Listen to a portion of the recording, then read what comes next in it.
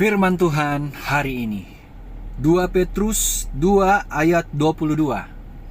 Bagi mereka cocok apa yang dikatakan peribahasa yang benar ini.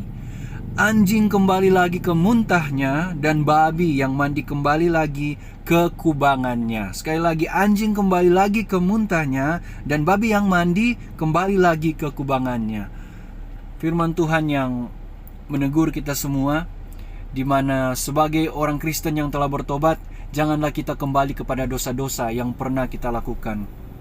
Janganlah kita menjadi orang yang berbalik kepada dosa, berbalik kepada kesenangan-kesenangan sementara, tetapi baiklah kita kembali kepada Tuhan. Marilah kita tetap setia kepada Tuhan. Kita tetap setia melakukan firman Tuhan. Kita tetap setia dalam hidup yang suci dan kudus. Kita tetap menjalani kehidupan yang tak bercacat dan tak bercela. Pikiran kita tetap kita arahkan kepada Tuhan. Perbuatan kita adalah perbuatan-perbuatan yang memuliakan Tuhan, dan kita akan menjadi orang-orang yang menyenangkan hati Tuhan. Firman Tuhan katakan setiap orang yang dipimpin Roh Allah adalah anak-anak Allah. Dan dengan demikian, jika kita dipimpin oleh Roh Allah, maka pikiran kita adalah pikiran-pikiran yang suci dan kudus. Perkataan-perkataan kita adalah perkataan yang suci dan kudus. Bahkan kehidupan kita, tingkah laku kita adalah perbuatan dan kehidupan serta tingkah laku yang suci dan kudus memuliakan Tuhan. Haleluya, haleluya.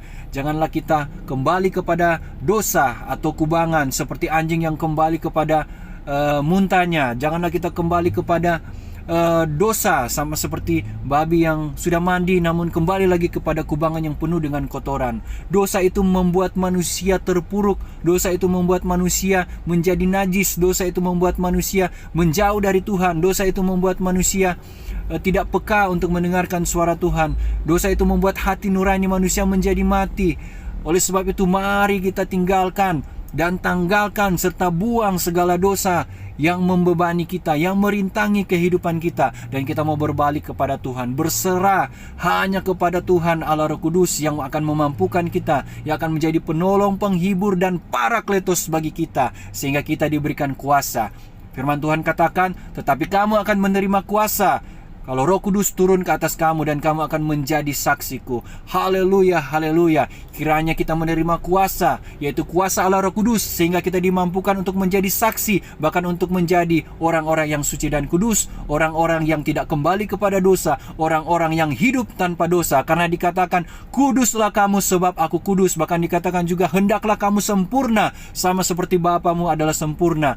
Dan benar, Tuhan tidak pernah memerintahkan kita untuk melakukan hal yang tidak mungkin kita lakukan. Tuhan memerintahkan kita untuk melakukan hal yang dapat